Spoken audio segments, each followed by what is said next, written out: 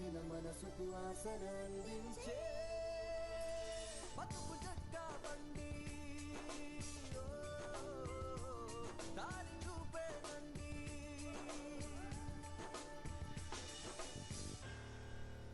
ఇది కథ కాదు జీవితం.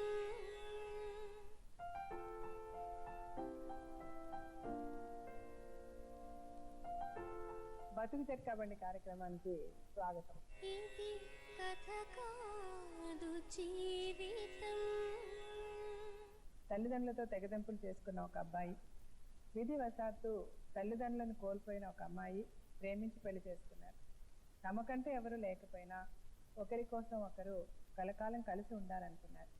కానీ ఆ అబ్బాయికి వేరే స్త్రీతో ఉన్న అక్రమ సంబంధం వాళ్ళిద్దరి మధ్య ఉన్న ఆనందాన్ని దూరం చేసి అనుమానాల్ని అసమానతల్ని పెంచేసిందని ఆవేదన చెందుతున్న ఓ ప్రేమికురాలి వేద ఈరోజు బతుకు జట్కా బండిలో. ఈమె పేరు శైలజ. అనారోగ్యంతో శైలజ తల్లిదండ్రులు మరణించారు. శైలజ సోమరాజుని 2 ఏళ్ల క్రితం ప్రేమించి పెళ్లి చేసుకుంది. సోమరాజుకు చిన్న వయసులోనే తండ్రితో భేదాభిప్రాయాలు రావడంతో సోమరాజు తల్లిదండ్రుల్ని వదిలి వచ్చేశాడు.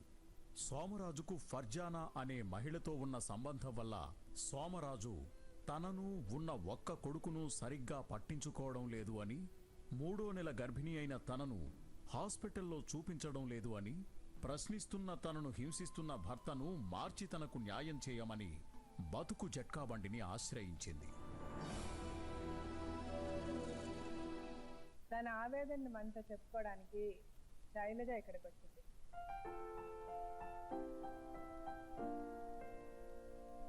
ఎంత వయసు అమ్మా బాబుకి? సంవత్సరం ఉంటుంది. మీ వయసు ఎంత శైలజ? నా వయసు 21. ఓకే, మీ అమ్మ నాన్న లేరు? అమ్మ నాన్న లేరు. మీకు మీ తోడబుట్టిన వాళ్ళు ఎవరు, ఎంతమంది? ముగ్గురం అక్క చెల్లెళ్ళం మేడం. నేనే చిన్నది. ఏ ఊరు మీది? మాది మహబూబ్ నగర్. ఇప్పుడు మీకు ఒక కొడుకు. మీకు పెళ్ళి ఎన్ని సంవత్సరాలు అయింది? 2 years అయింది. 2 years అయింది. ఇప్పుడు మీరేమన్నా మళ్ళీ ప్రెగ్నెంట్ ఉన్నారా? మేడం 3వ నెల ప్రెగ్నెంట్. ఓకే, మీ ఆయన పేరేంటి? సోమరాజ్. చెప్పండి, మీకున్న ప్రాబ్లం ఏంటమ్మా? ప్రాబ్లం మేడం, మా ఆయన చూడడు. నాకు అమ్మ నాన్న ఎవ్వరు లేరు. ప్రేమించి పెళ్లి చేసుకున్నాము. మీ పెళ్ళి ఎలా జరిగింది అసలు చెప్పండి. మా పెళ్లి మేడం, మేము గుడిసెలో ఉండేవాళ్ళం. నేను బంగ్లాలో పనిచేసేదాన్ని. మా ఆయన చికెన్ సెంటర్ ఉండేది. ఆయన షాప్ ముందే మేము ఒక చిన్న ఇల్లు తీసుకొని నేను అమ్మ ఉండేవాళ్ళం మేడం. నాన్న చనిపోయారు. ఓ, మీ మదర్ ఉన్నారు అప్పుడు? అప్పుడు మా మదర్. Okay okay. అయితే ఈయన మా మదర్ దగ్గర నేను బంగ్లాలో పనికి వెళ్తుంటే, ఆమె ఎవరు, ఎందుకు పనికి వెళ్తుంది, మీకు ఎంతమంది కూతుర్లని, నేను లేనప్పుడు మా అమ్మని పిలిచి మొత్తం ఎంక్వైరీ చేసేటోడు. మా అమ్మ మా విషయాలు మొత్తం చెప్పింది మేడం. అయితే మా అమ్మకి మా అక్క వాళ్ళందరినీ పిలిచి, మీ అమ్మాయి అంటే నాకు ఇష్టం, పెళ్లి చేసుకుంటాను నేను, నాకెవ్వరు లేరు, నేను అనాథని అని చెప్పాడు. అయితే మా అమ్మ కూడా సరే, నేను కూడా ఇలాగో కట్న కానుకలికి పెళ్లి చేసుకునే స్తోమత నాకు లేదు కదా, చేసుకో, మంచి అబ్బాయి ఉన్నట్టున్నాడు, ఇంటి ముందే షాప్ ఉంది, మంచిగా కష్టపడతాడు అని ఈయనకిచ్చి పెళ్లి చేశారు మేడం. పెళ్ళైన 3వ నెల నేను ప్రెగ్నెంట్ ఉన్నప్పుడు వేరే ముస్లిం అమ్మాయితో ఎఫ్ఐఆర్ ఉందని నాకు తెలిసింది. ఈయన చికెన్ షాప్ లో ఆమెను తీసుకొచ్చి కూర్చోపెట్టడము. నేను ఊరికి వెళ్ళిపోయిన తర్వాత అందరు చెప్పారు, మీ షాప్ లో ఎవరో కూర్చుంటుంది అంటే. ఎందుకు ఊరు వెళ్ళారు? ప్రెగ్నెంట్. సంక్రాంతి పండుగకి మా ఊర్లో జాతర జరుగుతుంది మేడం. అయితే మేము అందరం ఊరికి వెళ్ళాము. ఊరు వెళ్తే ఊర్లో మా వదిన వాళ్ళందరూ ఏం చెప్పారు, మీ చికెన్ షాప్ లో ఎవరో కూర్చుంటున్నారు లేడీస్ అని చెప్పిండ్రు. 3 నెలలు అయిపోయింది, నీకు తెలీదా అన్నారు. నేనన్నా ఎవరో షాప్ లో లేడీస్ ఎందుకు కూర్చుంటది, అప్పుడప్పుడు మా అత్త వస్తూ ఉంటది, మా ఆడబిడ్డ గిట్ల వస్తూ ఉంటది, మీరు ఏదో ఒకటి నాకు చెప్పకండి. ఎవరు ఏది చెప్పినా నేను నమ్మలేదు మేడం. అయితే లేదు, మీ అత్తకి మీ ఆడబిడ్డకి మేము గుర్తుపట్టామా, ఎవరు ముస్లిం ఆమె ఉంది, మీ ఆయన కంటే పెద్ద ఏజ్ ఉంటది, ఇంత 12-11 సంవత్సరాల ఎత్తు బాబు కూడా ఉంటాడు, వీళ్ళిద్దరు పొద్దున్నే భార్యాభర్తలు లెక్క బండి మీద వస్తారు, ఆమె మీ భర్తకి ఇక్కడ చేయి పెట్టుకొని వస్తుంది, ఇద్దరు బండి మీద వచ్చి షాప్ నడిపించుకొని మళ్ళీ మధ్యాహ్నం షాప్ బంద్ చేసేసి వెళ్ళిపోయి మళ్ళీ సాయంత్రం ఇద్దరు కలిసే వస్తారు, 3 నెలల నుంచి జరుగుతుంది, నీకు తెలీదా అంటే, నాకు తెలీదని నేను ఎవరు ఏది చెప్పినా నమ్మలేదు మేడం. అయితే ఒక రోజు సండే రోజు నేను వెళ్ళి సడన్ గా చూసిన షాప్ లో, ఈయన ఎప్పుడు నాకు ఫోన్ చేయండి, ఆ రోజు పొద్దున్న నుంచి ఫోన్ చేస్తున్నాడు, తిన్నవా, బాగున్నావా, వాంతులు తగ్గినాయా అని. అయితే నాకు ఎప్పుడు ఫోన్ చేయండి, ఈ రోజు ఎందుకు ఫోన్ చేస్తున్నాడు అని నాకు డౌట్ వచ్చి సడన్ గా వెళ్ళి చూసిన మేడం. ఈయన నిలబడి చికెన్ కోస్తున్నాడు, ఆమె ఎదురుగా కూర్చుంది. మమ్మల్ని చూడంగానే మా ఆయన ఆమెకి ఏం చేసిండు, నువ్వు పక్కకెళ్ళిపో అంటే ఆమె లేచి దబదబా పక్కకి వెళ్ళిపోతుంది. నేను వెళ్ళి ఎవరు నువ్వు అని అడిగిన మేడం. నువ్వెవరు, నేను ఆయనకు భార్యని, ఆయన నాకు మొగుడు అది ఇది అని అంటే, మరి నువ్వు భార్య అయితే నేను ఎవరిని అని ఆమెకు అడిగిన.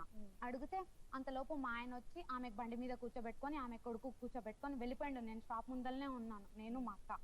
ఆమెకు బండి మీద కూర్చొని వెళ్ళిపోయిన తర్వాత ఆమె వాళ్ళ తమ్ముడు బండి మీద ఎక్కి మళ్ళీ వచ్చింది షాప్ దగ్గరికి.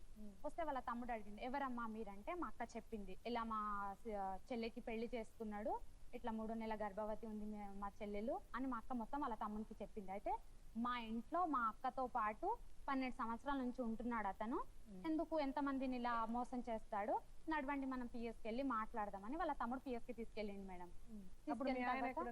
అప్పుడు మా ఆయన వాళ్ళతో పాటే ఉన్నాడు. అప్పుడు పోలీసు వాళ్ళు అడిగిండ్రు, పెళ్ళి ఎవరికి చేసుకున్నావు, తాళి ఎవరికి కట్టినావు అని అడిగిండ్రు. అయితే ఈమెకే కట్టిన మేడం అని నన్ను చూపించిండు మేడం. మరి ఈమె ఎవరంటే, అప్పుడు చిన్నప్పుడు మా నాన్న నన్ను ఇంట్లో నుంచి ఎలగొట్టేసినప్పుడు నాకు ఉండడానికి ఇల్లు లేకపోతే వాళ్ళ ఇంట్లో నేను ఉన్నాను సార్ అని చెప్పిండు. అయితే ఇప్పుడు ఎవరితో ఉండాలనుకుంటున్నావు నువ్వు అని అంటే, నా మీద ఎంతమంది నువ్వు పెళ్లి చేసుకొని మోసం చేస్తావని పోలీసులు ఒక దెబ్బ కొట్టిండ్రు మేడం మా ఆయనకి. కొడితే మా ఆయన ఏడుచుకుంటే ఏం చెప్పిండు, నేను ఉండను సార్, నేను ఈమె దగ్గర ఉండను, నేను ఆమె దగ్గరే ఉంటా, నన్ను ఈమె జైలుకి పంపించేసేమని చెప్పు, నన్ను ఆమె ఏడిపించుకుంటదన్న కాన్ఫిడెన్స్ నాకుంది. అంటే మీ దగ్గర ఉండను అన్నా? నా దగ్గర ఉండను, ఆమె దగ్గరే ఉంటాను, నాకు ఆమె ఈమె జైలుకి పంపించేసినా ఆమె ఏడిపించుకుంటదని నమ్మకం ఉందంట ఆయనకి, ఆమెతోటే ఉంటానని చెప్పిండు మేడం. చెప్పిన తర్వాత మళ్ళీ అంటే చిన్నప్పుడు మీ ఆయన్ని వాళ్ళ ఇంట్లోంచి వెళ్ళగొట్టేశారా? వాళ్ళ నాన్న వెళ్ళగొట్టేస్తాడంట. ఎప్పుడు, ఏ వయసులో? వయసు అయితే 12 సంవత్సరాలు అని అంటాడు మేడం. అప్పుడే పంపించేశారు? అప్పుడే పంపించారు. ఎందుకు పంపించేశాడు, ఏం చెప్పలేదా మీకు? చెప్పలేదు మేడం. వీళ్ళ నాన్నకి వీళ్ళకి పడేది కాదంట, వీళ్ళకి చికెన్ షాప్ ఉండేనంట. వాళ్ళ నాన్న తాగొచ్చిన పడుకుంటే కొట్టడము, ఇంట్లో నుంచి బయటికి వెళ్ళిపో అని టార్చర్ పెట్టడం వల్ల ఇంట్లో నుంచి వెళ్ళిపోయాడంట అని చెప్పాడు. అంతవరకే. సరే నేను మీ ఆమెతోనే ఉంటాను, ఇవి నాకు అవసరం లేదని చెప్పాడు స్టేషన్ లో. తర్వాత ఏమైంది? మళ్ళీ ఇంటికి వచ్చేసాం మేడం. ఇంటికి వచ్చేసిన తర్వాత కొన్ని రోజులు మళ్ళీ బాగానే ఉన్నాడు. కొన్ని రోజుల తర్వాత మళ్ళీ అదే కొట్టడము, అదే తిట్టడము, ఇంట్లో ఉన్న మా అమ్మకి చూసి చీచా అనడము, ఇంట్లో ఏం పెట్టకపోవడం, మళ్ళీ అట్లానే చేస్తున్నాడు మేడం. అయితే అంతకుముందు అలా కొట్టి తిట్టేవాడా? లేదంటే ఈమె సంబంధం ఉందని తెలియడానికి ముందు కూడా మిమ్మల్ని కొట్టేవాడా? అప్పుడు కొట్టలేదు మేడం. ఈమె విషయం నాకు ఎప్పుడైతే తెలిసిందో అప్పటి నుంచి కొట్టడము, పోలీస్ స్టేషన్ లోనే కదా తెలిసింది. అంటే షాప్ లో కూర్చుందని తెలిసింది కదా మేడం. అదే అమ్మా, అదే రోజు కదా పోలీస్ స్టేషన్ కి. అదే మీకు తెలిసిన రోజు మీరు పోలీస్ స్టేషన్ కి వెళ్ళారు. పోలీస్ స్టేషన్ లో మీ ఆయన మీతో ఉండమన్నారు. ఉండమన్న తర్వాత అప్పుడు మిమ్మల్ని కొట్టడం అది చేశాడు. అది చేశాడు మేడం. కొన్ని రోజులు మంచిగానే ఉన్నాడు. అయితే చాలా మంది ఏమన్నారంటే, ఇక్కడ ఉమెన్స్ పిఎస్ అని కంట్రోల్ రూమ్ దగ్గర మహిళా మండలి ఉంది, అక్కడికి వెళ్ళు, అక్కడికి సంజాయిస్తారు ఇద్దరికి అని చెప్పిండ్రు మేడం. అక్కడికి వెళ్ళినాం. అక్కడికి వెళ్తే కూడా నాకెవ్వరు లేరు, నేను వదిలేసిన, నాకు భార్య పిల్లలే కావాలి, నేను మంచిగా చూసుకుంటా. ఎక్కడికి వెళ్ళినా సరే ఆమెకు పిలిపించు, నిజాలు బయటికి పడతాయి తెలుస్తుంది అని అంటే పిలిపించాడు. ఎక్కడికి వెళ్ళినా పిలిపించాడు. అయితే అక్కడ కూడా సంజాయించిండ్రు, కంప్లైంట్ ఇచ్చిన మేడం, రాసుకున్నారు, మంచిగా చూసుకుంటా, నాకు కావాలని చెప్పేసి ఇంటికి వచ్చేసినాము. అప్పుడే ఇంటికి వచ్చి ఇలా టీ పెట్టుకొని తాగుతున్నాం ఇద్దరము. ఆమెకు వచ్చింది ఎవరో ఇద్దరు నెంబడేసుకొని వచ్చి నాకు మొత్తం అప్పుల పాలు చేసేసి, నువ్వు దీంతో కూర్చొని హీహీ హాహా అనుకుంటా చాయలు తాగుతున్నావు ఉన్నాడు అని నా కళ్ళ ముందే మేడం మా ఆయన గల్ల పట్టుకొని గుంజుకొని తీసుకెళ్లిపోయింది. తీసుకెళ్లిపోయిన తర్వాత రోడ్ మీద తీసుకెళ్లి ఆమెకి ఈయన కొట్టిండంట, బండి ఎక్కిచ్చిండంట, పైన చాలా గొడవ చేసిండ్రంట. అప్పటికి నాకు నెలలు నిండిపోతున్నాయి మేడం. 8వ నెల వరకు వచ్చేసింది. 8వ నెల వరకు వచ్చేస్తే వెళ్ళినాం. ఆమె కొట్టిండంట. మళ్ళీ ఆమె ఇంటి దగ్గర గొడవ చేసింది. ఈయన వెళ్ళిపోయిండు ఆమె దగ్గరికి. ఈయన వెళ్ళిపోతే నాకు ఫోన్ చేసి పిలిపించిండు, నువ్వు ఎక్కడున్నావు రా, మీ అమ్మని తీసుకొని ఈ రోజు ఏముంది, ఈమె ప్యాస్ల చేసేసి నా బట్టలు ఈమె దగ్గర ఉన్నాయి, తీసుకొని మనం వెళ్ళిపోదాం రా అని చెప్పిండు మేడం. నేను మా అమ్మ ఇద్దరం వెళ్ళినాము. వెళ్ళేసరికి వాళ్ళ ఇంట్లో వీళ్ళందరూ గొడవ చేస్తున్నారు. అయితే నన్ను ఆమె ఏమంటుంది, రా లోపలికి రా అని అంటుంది. ఆమె పేరు ఫర్జానా మేడం. ఫర్జానా. అయితే ఇంట్లో రామని. అయితే పక్కన ఒక ముస్లాన్ ఉండే ఏమన్నాడు, నువ్వు ప్రెగ్నెంట్ ఉన్నావమ్మా, అది ఫర్జానా వాళ్ళు మంచోళ్ళు కాదు, నువ్వు డైరెక్ట్ గా వాళ్ళ ఇంటికి ఎలా వెళ్ళిపోతావు, బయటికి రోడ్ మీద పిలిచి మాట్లాడని చెప్పు, అలా ఇంట్లోకి వెళ్ళకు అని చెప్పారు మేడం. అయితే ఈయన ఫోన్ చేసి నువ్వు బయటికి రా మాట్లాడదామని అంటే బయటికి వచ్చిండ్రు. రోడ్ మీద వచ్చి చాలా గొడవ చేసిండ్రు. అయితే ఈయన ఏమన్నాడు, ఫర్జానా వాళ్ళు గొడవ చేశారు. ఏమని? మీ ఆయన వాళ్ళతోనే ఉండాలని. వాళ్ళ ఫర్జానా వాళ్ళ అమ్మ, వాళ్ళ నాన్న, వాళ్ళ అక్కలు అందరు ఉన్నారు మేడం. నేను మా అమ్మ ఇద్దరమే ఉన్నాము. అయితే రోడ్డు మీదకి వచ్చి చాలా గొడవ పెట్టిన తర్వాత ఈయన ఏమన్నాడు, వెళ్ళిపోదాం నా బట్టలు తీసుకొని అని ఒక మాట అన్నాడు. అంటే వాళ్ళమ్మ, ఇన్ని రోజులు నా కూతురుతో నువ్వు ఉండి ఇప్పుడు వెళ్ళిపోతానని అంటావా అని మా ఆయన కొట్టింది 2 చెంపల మీద. కొట్టి ఫర్జానా వాళ్ళ అక్క నన్ను ఏం తిట్టిందంటే, నా చెల్లెల జీవితం నువ్వు నాశనం చేసినావు అని అంటే, నీ చెల్లె జీవితం నేను నాశనం చేయలే, నా జీవితమే మీ చెల్లె నాశనం చేసిందని నేను చెప్పేసి ఈయన కొట్టంగానే నేను అక్కడ నుంచి, వాళ్ళు చాలా మంది ఉన్నారు మేడం, మేము ఇద్దరమే ఉన్నాము. అయితే పక్కన వాళ్ళు ఏమన్నారంటే, నీకు ఎక్కడన్నా కడుపు మీద తగులుతుందమ్మా, నువ్వు వెళ్ళిపోయి ఏమున్నా తర్వాత మాట్లాడుకోండి అని చెప్పేసి పంపించేసిండ్రు. అక్కడ ఆ మూమెంట్ లో నేను మా అమ్మ ఇద్దరం కలిసి ఇంటికి వచ్చేసినాం మేడం. ఈయన కొట్టిండ్రు, చాలా కొట్టిండ్రు, కొట్టి ఇంట్లో కూడా తీసుకెళ్లి కొట్టిరు. అప్పుడు ఈయన కొట్టినప్పుడు అంతా ఈ కన్నంతా పగిలిపోయింది, ఇక్కడ అంతా ఎర్రగుంది. తర్వాత వకీల్ దగ్గరికి తీసుకెళ్ళిందంట, మీరు ఎక్కడ పెళ్లి చేసుకున్నారో నన్ను తీసుకెళ్ళని, మేము పెళ్లి చేసుకున్న ఆర్య సమాజ్కి వెళ్ళిండ్రంట ఇద్దరు. అయితే చాలా ఇట్లా గొడవ చేసిన తర్వాత మళ్ళీ తర్వాత నేను మాట్లాడుకున్నా, నేను వదిలేసిన, 60,000 ఇచ్చి వదిలిన. షాప్ దగ్గర ఏమన్నది మేడం అంటే, ఈ షాప్ అగ్రిమెంట్ నా పేరు మీద ఉంది, షాప్ నాది, ఈయనకు నేను జీతం పెట్టుకున్నా, నెలకు 3,000 జీతం ఇస్తున్నా అని చెప్పింది మేడం. చాలా ఊరంతా అప్పులు చేసి పెట్టిండు. ఆటో నడుపుతాడు మేడం. ఇప్పుడు 2 రోజులు 3 రోజుల దాకా ఇంటికి రాడు. ఎక్కడికి వెళ్ళినావు నువ్వు ఇంటికి రాకుండా అని నేను ఆయనకు అడగొద్దు.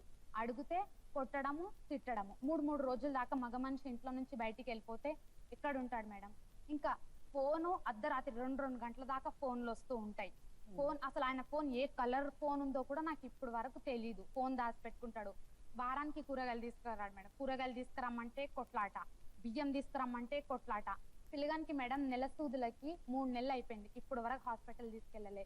3 నెలలు అయిపోయింది మేడం ప్రెగ్నెంట్ ఉన్నా. హాస్పిటల్ తీసుకెళ్ళు అని అంటే తీసుకెళ్ళాడు. 2 రోజులకు తీసుకెళ్తా, 2 రోజులకు తీసుకెళ్తా. ఇంటి రెంట్ కట్టాడు. ఈయన అప్పుల వాళ్ళందరూ వచ్చి నాకు కొడుతున్నారు మేడం. మాకు తెలిసిన ఆమె దగ్గర మా పెద్దమ్మ అవుతుంది వరుసకి, ఆమె దగ్గర 25,000 తీసుకున్నాడు, 4 రూపాయల వడ్డీ లెక్క. 3 సంవత్సరాలు అయిపోయింది. ఆమె ఇంటికి వచ్చి నన్ను కొట్టింది మేడం. మొన్న ఎక్కడ పడితే అక్కడ పోలీస్ స్టేషన్లకు ఇచ్చింది. ఆమె కొడుకులు ఇంటి మీదకి వచ్చి నన్ను బెదిరిస్తుండ్రు. డబ్బులన్నీ తీసుకున్నాడు ఈయన. వాళ్ళు బాధలు పెడుతున్నారు నాకు మేడం. ఇంటి రెంట్ కట్టడు. ఇంటి రెంట్ 11,000 ఇవ్వాలి. మా అక్క దగ్గరికి వెళ్ళి 45,000 ఇప్పించిన. అప్పులు అయితే చాలా ఉన్నాయి మేడం. చాలా విపరీతంగా కొడతాడు. ఇప్పుడు అతను ఎక్కడ పని చేయటం లేదా?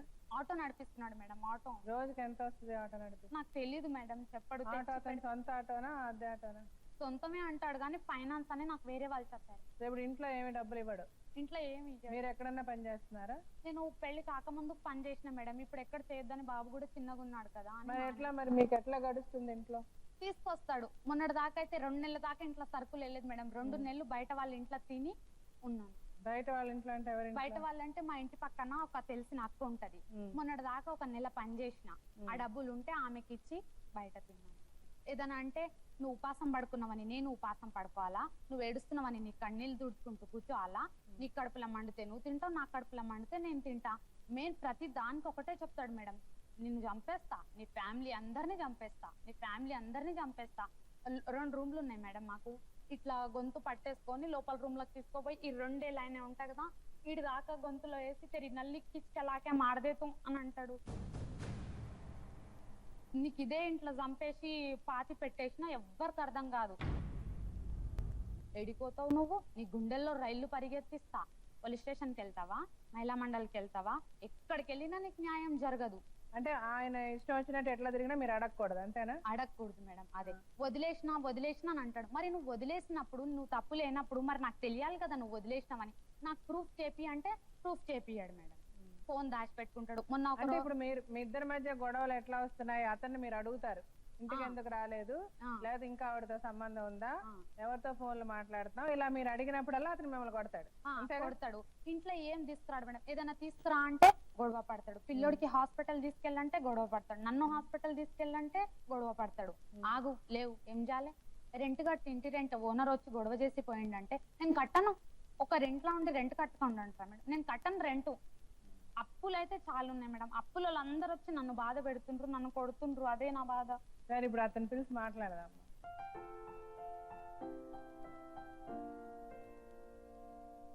మీ వయసు ఎంత? 26 years. 26 years. వీళ్ళు పెళ్లి చేసుకుని ఎన్ని సంవత్సరాలు? 2 years అయింది. 2 years అయింది. 2 years లో 1 సంవత్సరం బాబు, మళ్ళీ ఆవిడ ప్రెగ్నెంట్ 3 నెలలు.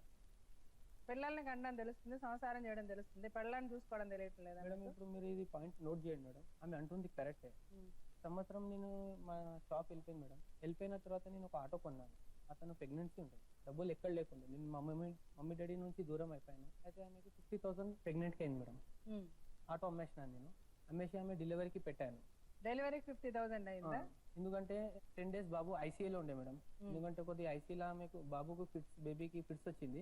అయితే డాక్టర్ అన్న 10 days మినిమం పెట్టాలి కంపల్సరీ అని చెప్పాను. సరే సార్ ఎంత డబ్బులు అయితే నేను పెడతానని చెప్పాను. ఫస్ట్ ఏమైంది మేడం అంటే అలా మమ్మీ ఉండే, అలా మమ్మీ ఉన్నప్పుడు అలా మమ్మీ క్యాన్సర్ ఉండే.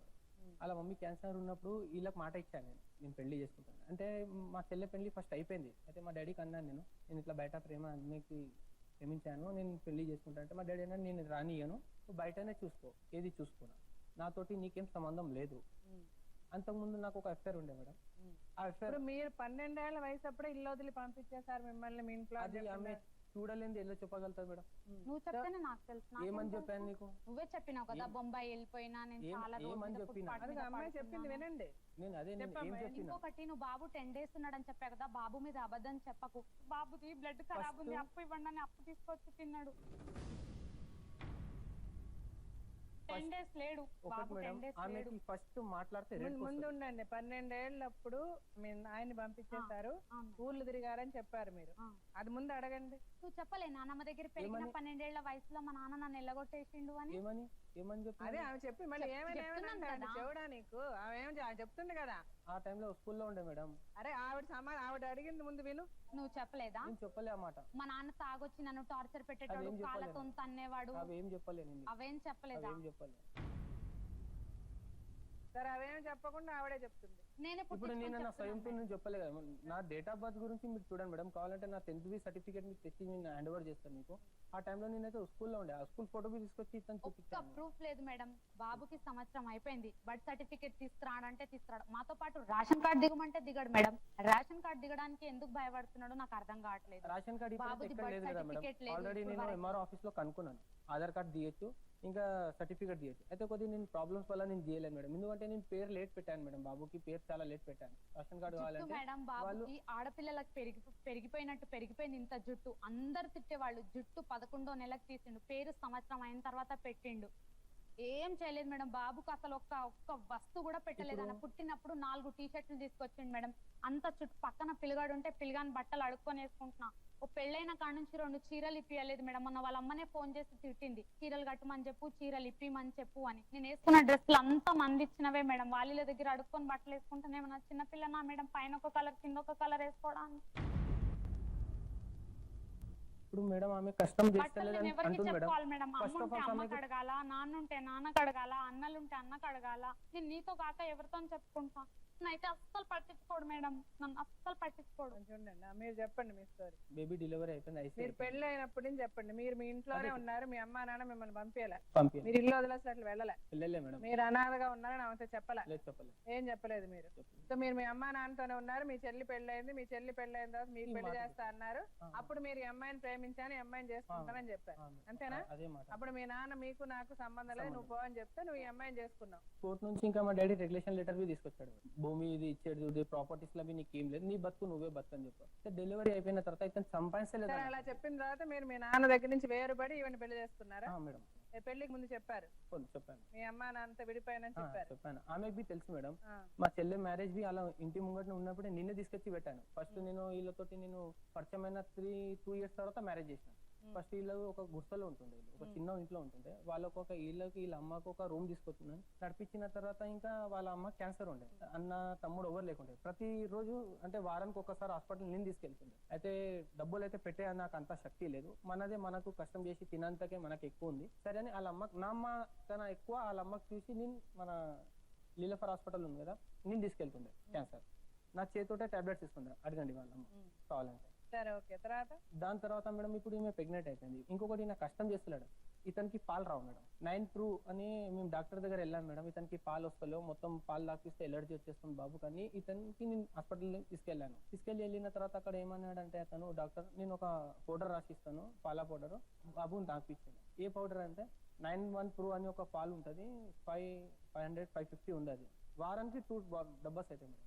2 డబ్బాలు 10 నెలల వరకు తాకిపించాను. ఒక్క దినం తప్పి ఒక్క దినం బాబు రైస్ తినడు, సెర్లాక్స్ తీసుకొచ్చి ఇస్తాను మేడం ఆయనకి. ఇప్పుడు ఈమె అప్పు ఉందని అంటుంది. ఈమె పెద్దమ్మ దగ్గర నా మ్యారేజ్ కాకముందు నా చికెన్ సెంటర్ ఉండే, ఆ టైంలో నేను అప్పు తీసుకున్నాను 25,000. ఎందుకంటే నేను కొద్దిగా సర్ద పట్టలేకపోనందుకే నేను ఆయనకు బ్యాలెన్స్ కట్టలేకపోయాను. ఇప్పుడు నేను కష్టం చేయండి నీ ఇల్లు ఎట్లా నడుస్తుంది, ఇంటి కిరాయి మేడం. వాళ్ళ అమ్మ క్యాన్సర్ ఉన్నప్పుడు, ఇతనికి ప్రెగ్నెంట్ ఉన్నప్పుడు ఒక్క రెంట్ నేను ఆపిన 5,000. ఈ నెల రెంట్ తో కలిపి ఈ నెల 11,000 మేడం మొత్తం. ఈ నెల ఇంకా ఈ ఇప్పుడు నెల నేను కలిపి. వచ్చేది 15 కరెంట్ మేడం. బిల్ ఇవ్వడు, ఇంకా నాకు కరెంట్ ఇంకా కట్ వచ్చేది ఉంది చేసేస్తారు. డేట్, ఇంకా 3 days నాకు బ్యాలెన్స్ ఉంది, అందులో నేను కవర్ చేస్తాను. సరే ఇప్పుడు అంటే నువ్వు చాలా కరెక్ట్ గా ఉన్నావు, తప్పంత ఆవిడదే. తప్పని అంటేలే మేడం, ఆమె ఏం చెప్పిందో అదే మేము చెప్తున్నాం మేడం. కాదు ఇప్పుడు ఆమె చెప్పిన మీ ఎఫ్ఐఆర్ ఆ ఫర్జానా ఆ కథ ఏంటి, ఆ స్టోరీ ఆ స్టోరీ ఫస్ట్ ఉండే మేడం. ఇప్పుడు నాకు అతను ఏం సంబంధం లేదు. ఎప్పుడు స్టోరీ ఉండింది అది? అది నా మ్యారేజ్ కాక ముందు మేడం. ఆల్రెడీ అతనికి చెప్పేసి నాకు ఇట్లా మా డాడీ నేను ఎప్పుడు పిలిస్తే మా డాడీ వాళ్ళ దగ్గర నేను వెళ్ళిపోతాను. ఎందుకంటే కొద్ది మా డాడీ కోపం వల్ల మీ దగ్గర ఉన్నాను. నీకు ఎంత నేను నీ దగ్గర ఉన్నానో, ఎంత నీకు నెలకు కడతారో, నువ్వు నెలకంతా నువ్వు తీసుకో. అంటే ఇప్పుడు మీ డాడీతోనే చివరి వరకు కలిసి ఉన్నాను అని అన్నారు మొన్న, ఈమెను పెళ్లి చేసుకునే ముందు వరకు.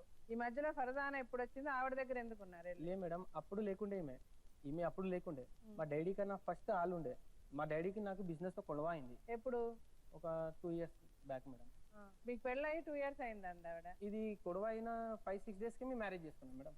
అంటే మీ డాడీకి మీకు గొడవ పెళ్లి విషయంలోనే అయిందని చెప్పారు ఇప్పుడు కొంచెంసేపు ముందు మీరు మాట్లాడినప్పుడు.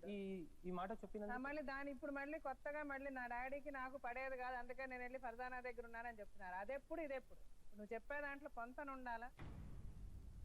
లే మేడం, అది ఫస్ట్ ఫర్జానా దగ్గర నేను ఉన్నప్పుడు మా డాడీకి నాకు ఏం సంబంధం లేకుండే. అవును, అప్పుడు అంటే మీ డాడీ దగ్గర నుంచి విడిపోయినట్టే కదా లెక్క. విడిపోయిన తర్వాత మళ్ళీ వెళ్ళిపోయినా నేను ఇంటికి. ఎప్పుడు వెళ్ళిపోయావు? నేను మా డాడీ గెలిచిన తర్వాత ఆ రోజే మళ్ళీ మా డాడీ పిలిచిపోయాడు నాకు. మళ్ళీ నువ్వు ఇట్లా తప్పులు చేయకంటే సరే అని చెప్పాను. చేసిన తర్వాత మళ్ళీ నాకేమన్నా మా చెల్లె పెళ్లి ఉండే మేడం. చెల్లె పెళ్లి అయ్యే వరకు ఆగాలి. సరే అయ్యా, మళ్ళీ మీ నాన్నతో దెబ్బలాడి మళ్ళీ తిరిగి వెళ్ళిపోయావు. ఫర్జానా దగ్గర ఎందుకున్నావు? 12 ఏళ్ళు నా దగ్గర ఉన్నాడని చెప్పిందంట కదా. లేలే మేడం, అసలు ఫర్జానా దగ్గర లేనేలేదు. ఈవెన్ పెళ్లి చేసుకున్న తర్వాత ఆమెకి వాళ్ళ ఊర్లో వాళ్ళందరూ నువ్వు ఆ చికెన్ షాప్ లో ఆవిడ తీసుకొచ్చి కూర్చోబెట్టుకొని రోజు ఆవిడ వచ్చి వెళ్తుందని చెప్పారు. అప్పుడు ఆవిడ ఉందా నీ చికెన్ షాప్ లో? ఆ విషయం ఆవిడకి చెప్పలేదు కదా నువ్వు? ఎందుకంటే మేడం ఆమె నాకు అని చెప్పి తీస్తాను. నువ్వు ఎందుకు నాకు ఇంకా అంటున్నావు, నేను క్యాస్ట్ ఉండి నువ్వు మళ్ళీ నాకు ఎందుకు కలుపుతున్నావు అని అతను ఫోన్ చేసి పిలిపించాను మేడం. ఎక్కువ మాట్లాడక. నువ్వు పెళ్లి చేసుకున్న తర్వాత ఆవిడ నిన్ను వదల్లా, వచ్చి నీ షాప్ లో కూర్చుంది, రోజు నీతో గొడవలు పెట్టుకుంది. ఈ అమ్మాయికి ఆ విషయం తెలిసిన తర్వాత ఈ అమ్మాయి వచ్చి అడిగింది. పోలీస్ స్టేషన్కి వెళ్ళారా? వెళ్ళాను మేడం. ఎవరు పోలీస్ స్టేషన్ తీసుకెళ్లారు నిన్ను? ఇతనే వెళ్ళాను. ఈవిడ తీసుకెళ్ళిందా ఫర్జానా తీసుకెళ్ళింది? ఈమె తీసుకెళ్ళి. నువ్వు కేసు పెట్టావమ్మా? వాళ్ళ తమ్ముడు తీసుకెళ్ళాడు. ఎవరు తమ్ముడు? ఫర్జానా వాళ్ళ తమ్ముడు. ఎంత మందిని పెళ్లి చేసుకొని మోసం చేస్తాడు, నడవండి పిఎస్కి వెళ్దామని తను తీసుకెళ్ళాడు. పోలీస్ స్టేషన్ అబద్ధం చెప్పరు కదా. నేను తీసుకొస్తే పేపర్లు అన్ని ఉంటది కదా. సో మరి ఎందుకు ఈమె తీసుకెళ్ళిందని చెప్తున్నావు నువ్వు? ఈ అమ్మాయిని పెళ్లి చేసుకున్నావు, ఆవిడ వదిలేసేయాలనుకున్నావు, కుదరలే. వాళ్ళు తీసుకొచ్చి నీ చొక్కా పట్టుకుని ఎరగొట్టారు. ఇప్పటికి కూడా నువ్వు వాళ్ళ దగ్గర నుంచి నిన్ను వదిలించుకోలేకపోతున్నావు. ఇప్పటికి కూడా వాళ్ళు నిన్ను పిలుస్తున్నారు. ఇప్పటికి కూడా నువ్వు భయపడుతున్నావు, వెళ్ళి మాట్లాడుతున్నావు. ఇప్పుడైతే లేదు. మరి ఎందుకు సడన్ గా 2-3 రోజులు ఇళ్ళకి ఎందుకు రావు నువ్వు? కాదు మేడం, 2-3 రోజులు అన్ని అబద్ధం చెప్తుంది మేడం. ఏ రోజు అయితే నేను పొద్దున్న వెళ్తాను కదా మేడం, ఆ రోజు సాయంత్రం వరకు వచ్చేస్తాను మేడం. అమ్మాయికి అడగండి. నువ్వు సాయంత్రం వరకు వచ్చేస్తే అమ్మాయి రావట్లేదు ఎందుకు చెప్తుంది? ఆ అమ్మాయి బాగుంటే ఉండు, ఆ అమ్మాయి ఆనందంగా సంతోషంగా ఉంటే ఆ అమ్మాయి ఎందుకు ఇక్కడికి వస్తుంది? నువ్వు ఇప్పుడు నీకు ఏదైనా ప్రాబ్లం ఉంటే నువ్వు ఇక్కడ మాతో చెప్తే అది సాల్వ్ చేస్తాం. నువ్వు ఆ ఫర్జానాతో నీకు ఎఫ్ఐఆర్ ఉండుండొచ్చు, ఏదన్నా ఉండుండొచ్చు. నువ్వు ఆవిడైతే పెళ్లి చేసుకోలే కదా. నువ్వు చేసుకోనప్పుడు, ఈవెన్ పెళ్లి చేసుకున్నప్పుడు న్యాయపరంగా చట్టపరంగా వాళ్ళ దగ్గర నుంచి నీకు ఏదైనా కష్టం ఉంటే నువ్వు చెప్తే ఆ కష్టం నుంచి నేను ఎలా తప్పించాలో నేను చెప్తాం. కానీ ఇప్పుడైతే వెళ్తలేను మేడం. మరి ఇప్పుడు నీకున్న ప్రాబ్లం ఏంటి? ఎందుకు ఆవిడ నువ్వు చూసుకోవటం లేదు? మేడం నేను సరిగ్గానే చూసుకుంటాను మేడం. ఆమె ఏమంటుంది, హాస్పిటల్ వెళ్దామంటే 2 days టైం అడిగినాను మేడం. నేను 2 days లో అంటే ఆమె ఏమన్నది, నేను చూపిస్తాను, అది ఏం చూపిస్తావు అని అడిగినాను. ఇది చూపించింది మేడం అంతే. ఏది చూపించింది? ఇప్పుడు జట్కా బండి తీసుకొచ్చింది. ఆమెనే అన్నది మేడం, నేను జట్కా బండి నీకు తీసుకెళ్తాను. కానీ ఇప్పుడు నువ్వేమంటున్నావు అంటే నేను అన్ని మారిపోయాను, అన్ని వదిలేశాను, నాకేమీ సంబంధం లేదు, నా భార్యను నేను జాగ్రత్తగా చూసుకుంటా, కానీ ఆవిడే అనుమానం పడుతుంది, ఆ అనుమానం ఆవిడ పడకుండా చూడండి అని అంటున్నావు. అంతేనా? కానీ ఆమె అంటుంది మేడం నేను డైవర్స్ ఇచ్చేస్తాను కదా. ఆమె ఎందుకు నిన్ను డైవర్స్ అడుగుతుందంటే అందుకే అడుగుతుంది. నువ్వు ఆమెను మనిషిగా చూడలే. నువ్వు ఇప్పుడు సడన్ గా మారిపోయానంటే ఆవిడ నమ్మాలి కదా. ఆవిడ నమ్మడానికి ఆవిడకి ఏ విధంగా నమ్ముద్ది? అందుకే ఇక్కడికి వచ్చింది. ఇప్పుడు ఆ నమ్మకాన్ని కలిగించాలంటే మేము కలిగించాలి. మేము ఆ నమ్మకం కలిగించాలంటే మేము చెప్పినట్టు నువ్వు చెయ్యాలి. చేస్తావా? వాళ్ళ అక్క కూడా వచ్చింది. ఇప్పుడు నీ ముందు వాళ్ళ అక్కను కూడా పిలుస్తా. వాళ్ళ అక్క కూడా చెప్తుంది ఏం జరిగిందని. అది కూడా విందాం. విన్నాక నేను డాక్టర్ గాని లాయర్ గారిని పిలుస్తా. ఆ అమ్మాయికి ఏ విధంగా డైవర్స్ ఇప్పించచ్చు, నువ్వు ఆ అమ్మాయిని ఏ విధంగా మోసం చేసావు, నీకు ఎంత శిక్ష పడుతుంది మొత్తం చెప్తారు లాయర్. ఇప్పుడు నేను తప్పు చేయకుండా మళ్ళీ ఇంటికి వెళ్ళిన తర్వాత సెకండ్ టైం నేను తప్పు చేస్తున్నాను అంటే దానికి అది సెకండ్ టైం సంగతి ఇప్పుడు మాట్లాడక. ఇప్పుడు నువ్వు మా ముందు నువ్వు ఒప్పుకుంటే నువ్వు ఒప్పుకున్న విధంగా ఆమెను కూడా ఒప్పిస్తాం. లాంగ్వేజ్ బి సరిగా లేదు కదా మేడం, అదే ఇప్పుడు రఫ్ లాంగ్వేజ్. అదే నేను అనవసరం. అప్పు ఉన్నా కరెక్ట్. ఇప్పుడు నువ్వు తప్పున్నావు కరెక్టే, నీ సైడ్ నువ్వు కరెక్ట్ అని ఎలా అనుకుంటున్నావో ఆమె సైడ్ కరెక్ట్ అనిపిస్తుంది. నువ్వు చేసిన తప్పులకి ఆమెకు వచ్చిన భాషలో ఆమె మాట్లాడతావు. అబ్బాయి డబ్బా పాలు తాగే అబ్బాయి, నేను నిన్ను కోట్లో వేసి బాబుని గుంజుకుంటా. నిన్న నైట్ కూడా ఏం చెప్తున్నాడు మేడం అంటే, పో ఇవాళ ఒక్కరోజు మీ మమ్మీ దగ్గర పడుకో, రేపటి నుంచి నువ్వు నా హ్యాండ్ ఓవర్ అవుతావు. కానీ బాబుకి 2 సార్లు చంపడానికి ప్రయత్నించింది మేడం. ఈయన పర్జానా ఇద్దరు కలిసి నా మీద ఒకసారి అటాక్ చేయించింది 8 నెలల కడుపుతోటి ఉన్నప్పుడు. ఇప్పుడు అతనికి ఉన్న పరిస్థితి ఏంటంటే అతను ఎవరో ఒక ఆవిడతో ఫర్జానాతో ఎఫ్ఐఆర్ పెట్టుకున్నాడు. వాళ్ళు ఇప్పుడు అతను వదలట్లేదు. సో అతను కూడా ఏంటంటే కాసేపు అటు కాసేపు ఇటు ఏం చేయాలో తెలియని పరిస్థితిలో అతను ఉన్నాడు. నోటికొచ్చిన మాట మీరు మాట్లాడకుండా మీరు కూడా కొంచెం కంట్రోల్లో ఉంటే బాగుంటుంది. ఇప్పుడు అతను మీ సైడ్ అంటున్న మాటలు ఏంటి, ఇష్టం వచ్చినట్టు మీరు కోపంలో ఏదైతే అది అంటున్నారు అని అంటున్నాడు. అలాగ అనకండి, మీరు కూడా కొంచెం తగ్గి ఉండాల్సిన అవసరం ఉంది. మీకు కూడా ఎవరు లేరు కదా, మీరు అంటున్నారు కదా, మీకు అతనికి మీరు కదా ఉండాల్సింది. మీరు ఒకరినొకరు ద్వేషించుకొని ఒకరి మీద ఒకరు చెప్పుకున్నందువల్ల ఏమొస్తుంది, మీకు ఇంకా కోపాలే పెరుగుతాయి. ఇప్పుడు నేను వాళ్ళ సిస్టర్ని పిలుస్తా, నువ్వెవరన్నా అన్నావు కదా వాళ్ళని పిలుస్తా, ఇద్దరిని పిలిచి మాట్లాడదా, వాళ్ళిద్దరు ఏం చెప్తారో కూడా విందాం.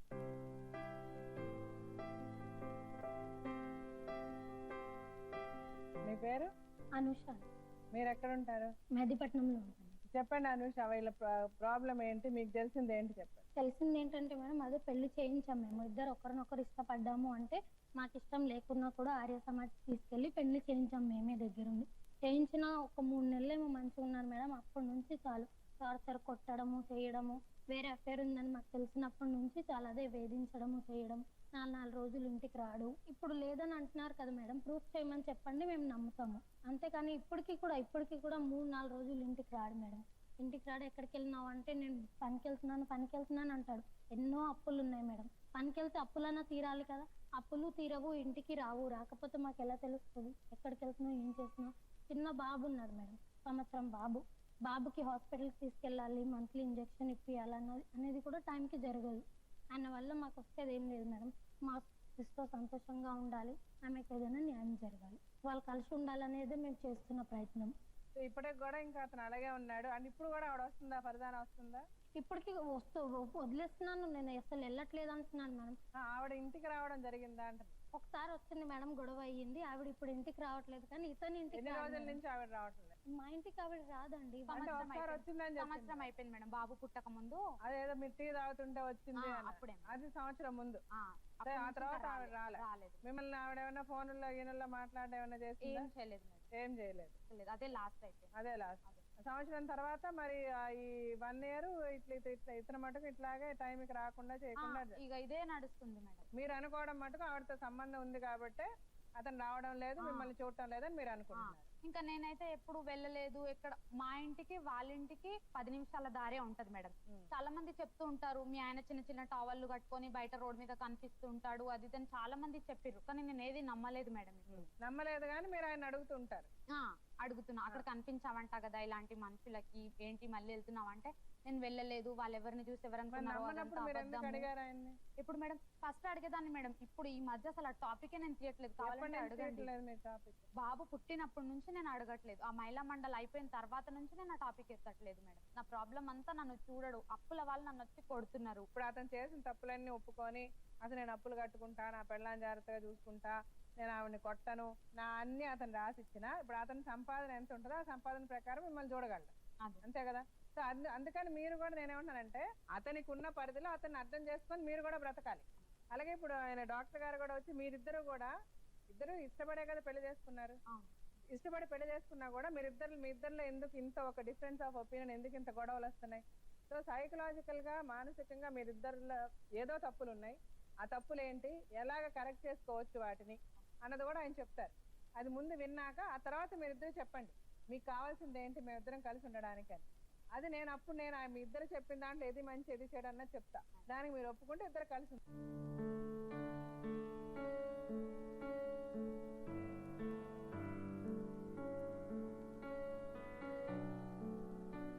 సోమరాజు వీళ్ళిద్దరు స్టోరీ విన్నారు కదా, వాళ్ళ లైఫ్ లో జరిగిన ఇన్సిడెంట్స్ బట్టి మీరు ఏం చెప్పాలనుకుంటున్నారు వాళ్ళకి ముందు? అంటే విధిరాత వల్ల తల్లిదండ్రులకి దూరమైన శైలజ మేడం, ప్రవర్తన వల్ల తల్లిదండ్రులని దూరం చేసుకున్న సోమరాజు. సో అయితే ఇక్కడ మనం చూసేటటువంటిది ఏంటంటే ఒక కామన్ కాన్సెప్ట్, కీలకమైన నిర్ణయాలు తీసుకునేటటువంటి సమయంలో, జీవితంలో కీలక మలుపు ఉండేటటువంటి సమయంలో తల్లిదండ్రులు దూరం అవుతే కనుక పిల్లలు ఏ విధంగా వాళ్ళ కష్ట నష్టాలను తీర్చిదిద్దుకునే ప్రయత్నానికి దూరం అవుతూ, వాళ్ళకి ఏంటంటే ఎవరు సలహా ఇచ్చేటటువంటి వాళ్ళు లేకపోగా ఎలా ఇబ్బందులు పడతారు, ఎస్పెషల్లీ ప్రేమించుకుని పెళ్లి చేసుకున్నట్టు.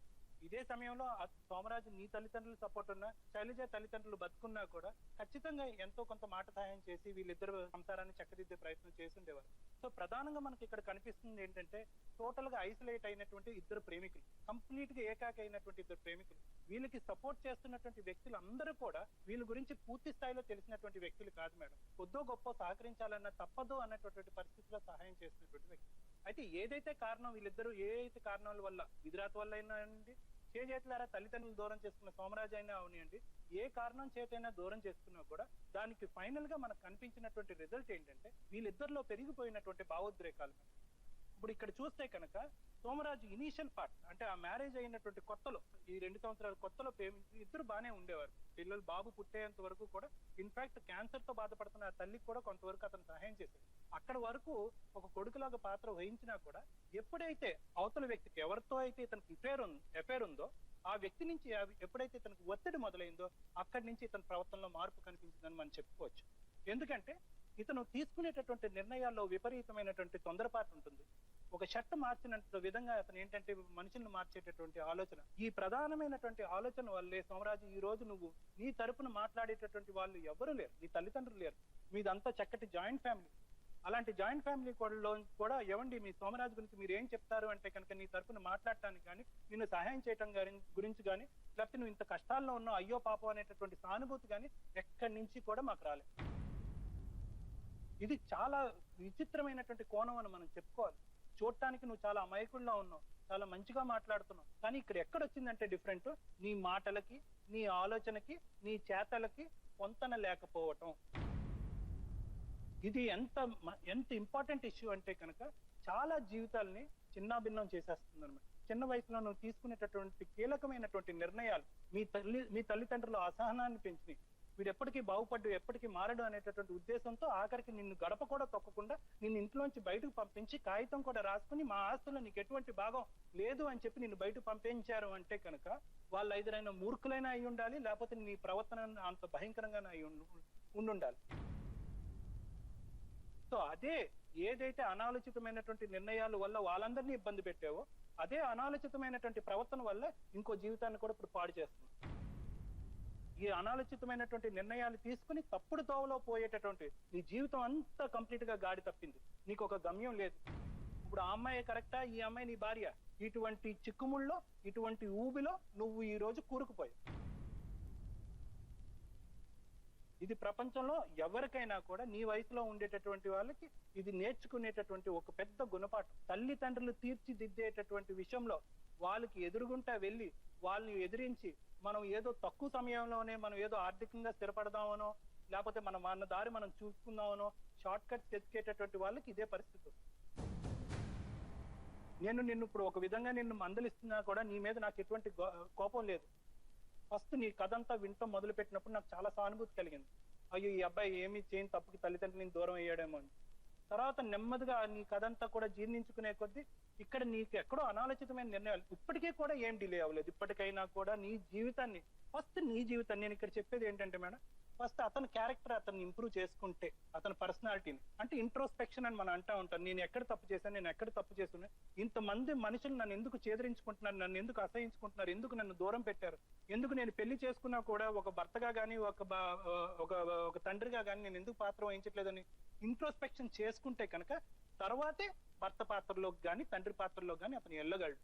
వితౌట్ ఇప్పుడు పైన చెప్పేటటువంటి నేను మారిపోతాను, ఇంకెప్పుడు కొట్టను, ఆ అమ్మాయిని వదిలేసాను, ఇక్కడితో మనం సుఖంగా ఉందాము అనేటటువంటి పొడి పైన మాటలు ఆ అమ్మాయి మనసులో నమ్మకాన్ని చేకూర్చలేవు. నిన్ను చిన్నప్పటి నుంచి పెంచి ఇంత పెద్ద చేసినటువంటి తల్లిదండ్రులకే నీ మీద నమ్మకం లేదు.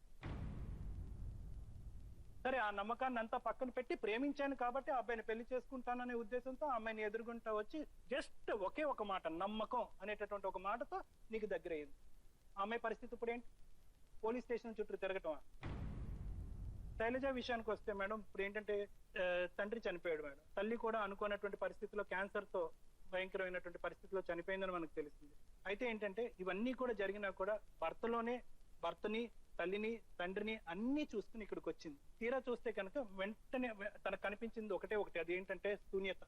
అటువంటి పరిస్థితుల్లో ఏంటంటే ఇప్పుడు తన ఇన్సెక్యూరిటీ మాట పక్కన పెట్టండి, కడుపులో ఉండేటటువంటి బేబీ ఇప్పుడు బయట కనిపిస్తున్నటువంటి బాబు పరిస్థితి ఏంటి అన్నటువంటి క్వశ్చన్ మార్క్ తన మనసులో ఇప్పుడు కాదు కదా రానున్న సంవత్సరాలు కూడా ఉంటుంది.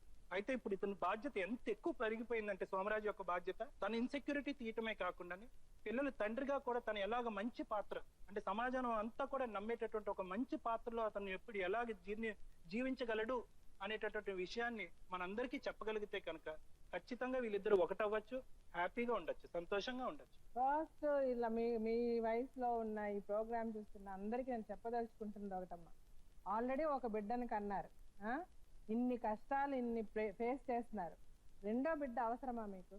ఆ మాత్రం ఆలోచన చేయరా మీరు? ఇప్పుడు మీ ఫస్ట్ చైల్డ్ మీరు పుట్టినప్పటి నుంచే గొడవలు కదమ్మా వీళ్ళకి. మీకు ఆ మాత్రం తెలియదా? మీరు రెండో బిడ్డను ఎందుకు కంటున్నారు?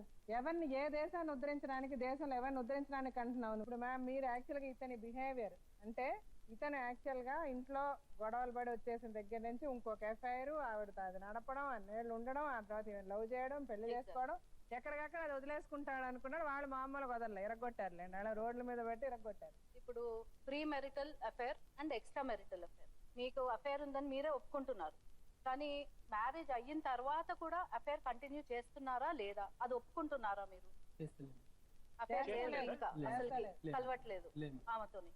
అట్లాంటప్పుడు బాగా చూసుకోవచ్చు మీరు. లేదు కొట్టి తిట్టి అట్లా చేసినారు అనుకోండి, ఆమె ముందే ప్రెగ్నెంట్ లేడీ, చాలా సివియరిటీ ఉంటుంది. ఈ కొడుతున్న దానికి, ఆమెను ఇట్లా హింసిస్తున్న దానికి అతనికి లీగల్ గా ఆమె న్యాయపరంగా చట్టపరంగా వెళ్తే ఎంత శిక్ష పడుతుంది? రేపు అతను డైవర్స్ ఇవ్వాలని అతను దేనికి ఎంటైటిల్డ్ అది చెప్పండి, ముందు అది అర్థం చేయండి. శిక్ష అసలు కొట్టడానికైతే మీకు అసలు నో ఎస్కేప్ ఫ్రమ్ పనిష్మెంట్ నుంచి మీరు తప్పుకోలేరు. డొమెస్టిక్ వైలెన్స్ కేసు పెట్టవచ్చు, దాని తర్వాత ఐపీసీ సెక్షన్స్, టోటల్ 4 years మీరు ఖచ్చితంగా ఇమ్మీడియట్ గా అరెస్ట్ అవుతారు. డీవీసీకి అయితే అసలు ఎస్కేప్ లేదండి. ఇప్పుడు 498 it's little they are considering, but డీవీసీకి చాలా స్ట్రిక్ట్ గా అరెస్ట్ అయ్యి ఇంకా 4 years totally he can be punished up to 4 years. For example ఇతను నిజంగా మారిపోయి అంతా మారిపోయి ఇప్పుడు మనకి రాసిచ్చి వీళ్ళు దీనితోనే ఉంటానన్నప్పుడు అతనికి వాళ్ళ దగ్గర నుంచి వస్తున్న ఈ థ్రెట్, ఎక్స్టర్నల్ థ్రెట్ నుంచి వస్తుంది, ఇతనికి ఏ విధంగా మనం సెక్యూర్ చేసి వాళ్ళకి అసలు ఏం రైట్స్ ఉన్నాయి? అసలు if they are not married, అసలు ఆమె భార్య కానప్పుడు రైట్ ఉండదు ఆమెకి, ఈయనకు కూడా ఏమి అబ్లిగేషన్ ఉండదు. ఇప్పుడు చెప్పు, నువ్వు కావాలి అని అనుకుంటే నువ్వు చేయాల్సిన తప్పులన్నీ ఆవిడ చెప్పుద్ది, అది మళ్ళీ నీకు నేను చెప్తా. ఆవిడ చేస్తున్న తప్పులేంటి, ఆవిడలో ఏం మార్పు రావాలి చెప్పు. మార్పులు ఏం లేవు మేడం, ఫస్ట్ నాది ఏది బ్యాక్గ్రౌండ్ ఉండే కదా, అది మొత్తం ఆమెకు తెలిసిపోయింది. 1 year నుంచి ఏం లేదు. ఇంటికి వస్తే మేడం ఏం ఉండదు మేడం, వాళ్ళ అక్క ఇంటికి వస్తుంది, కావాలంటే వాళ్ళ అక్కకి పెడకండి, ఎప్పుడైనా అక్కలక్క ఇంట్లో వస్తుంది, వాళ్ళు వచ్చి ఒక 2-3 days ఉంటే అంటే ఓమంట, నేను ఉండి ఓమంట, వాళ్ళ అక్క ముంగట్నే అన్నం పెట్టది, నాకు ఇష్టం ఉంటే పెట్టుకోవాలి.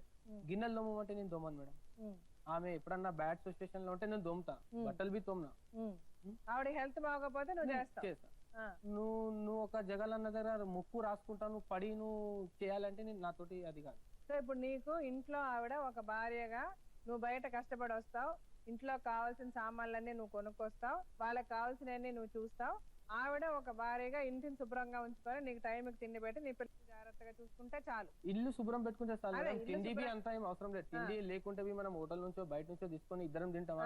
ఏ రోజైతే ఉండలేదో ఆ రోజు కాల్ చేసి చెప్తే నేను బయట నుంచి తీసుకెళ్తాను, అంటే వాళ్ళ అక్కకి బి అడగండి, తినే దాంట్లో ఉండేదన్నా ఏం లేదు. ఇప్పుడు నేను బయట ఎక్కడన్నా బయట ట్రాఫిక్ లో ఉండిపోయినా, బండిలో ఉన్నా, ఫోన్ లేపలేను అనుకో, నువ్వు పక్కగా నువ్వు ఎక్కడో ఉన్నావు, అలా లేదు 3-4 రోజులు అసలు ఇంటికే రావంటే ఎక్కడికి వెళ్తావు? 3-4 రోజులు ఆటోలోనైతే మేడం, 3-4 రోజులు కాదు మేడం. ఎప్పుడన్నా నేను పొద్దున్న 5 గంటలకు వెళ్తే మధ్యాహ్నం 11 గంటలకు వచ్చేస్తాను, 1000 రూపీస్. ఇంకా సాయంత్రం వెళ్ళి డీజిల్ ఖర్చు, ఇల్లు ఖర్చు చూసుకొని వచ్చేస్తాను. 9 గంటలకు ఇంట్లో ఉంటాను మేడం. మధ్యలో నాకు అప్పులు ఉన్నప్పుడు, రెంట్ కట్టేది ఉన్నప్పుడు, అప్పుడు 2 days నేను కష్టపడాను మేడం. డే నైట్ 4000 తీసుకొచ్చి ఇతనే చేతికి ఇచ్చి ఆమె రెంట్ కట్టింది. ఇప్పుడు ప్రీవియస్లీ 5000 బ్యాలెన్స్ ఉంది మేడం, ఈ నెలది. అది నువ్వు అదే మాట్లాడక, ఆవిడ నువ్వు 2 రోజులు 3 రోజులు ఇంటికి రావు అంటుంది, అప్పుడు ఎక్కడికి వెళ్తావు? లే మేడం, నేను 2 రోజులు రాలే మేడం. ఆ రోజు లక్క ఉండే, ఎందుకంటే మా ఇంటికి ఒక పాస్టర్. సరే ఇప్పుడు నేనేమంటానంటే, నువ్వు ఇంతకు ముందు 2 రోజులు రాలేదా 3 రోజులు రాలేదా వదిలేసాయి. నువ్వు 2 రోజులు 3 రోజులు ఇంటికి రాకుండా ఉండడాలు అలాంటివి నువ్వు చేయకూడదు. నువ్వు అలాగా నువ్వు ఇంటికి రావటం లేదంటే ఆమెకి చెప్పాలి, నేను ఈ రోజు నేను ఇంటికి రావట్లే, పలానా కారణంతో రావట్లే, లేవు 2 రోజులు నేను రాను, నువ్వు ఇలా చూసుకో, నీకేం కావాలి అని చేసేసి నువ్వు రావు. నిజాలు చెప్పుకొని ఆమెతో పలానా కారణంగా పలానా ఇదిగా నేను రావట్లేదు అని చెప్పి అలాగా పద్ధతిగా ఉంటావా? ఇంకా నాకు 2 ఇల్లు లేదు కదా మేడం, పద్ధతి ఉండే నాకు నా ఇల్లు ఉంది. వెళ్తావా? లే మేడం 2 రోజులు పోయినందుకు చెప్పండి. రెండో ఇల్లు అదే ఆవిడ ఉన్నప్పుడు ఫర్జానా ఉన్నప్పుడు అట్లా వెళ్ళేవాడి అప్పుడు అంతే కదా? ఎట్లా వెళ్ళినా మేడం, ఇప్పుడైతే అది లేదు. ఇప్పుడు లేదు మమ్మీ డాడీ కాబట్టి ఇల్లు నువ్వు లేదు. వెళ్ళావు. నా కరెక్ట్ గా ఇల్లుకే టైంకి నేను ఇంటికి వస్తావు. అవును మేడం. ఒకవేళ నైట్ లేట్ అట్లా ఏదైనా కొంచెం ఒక రోజు లేట్ అయింది అడిగినంటే కూడా ఆవిడకి చెప్తావు.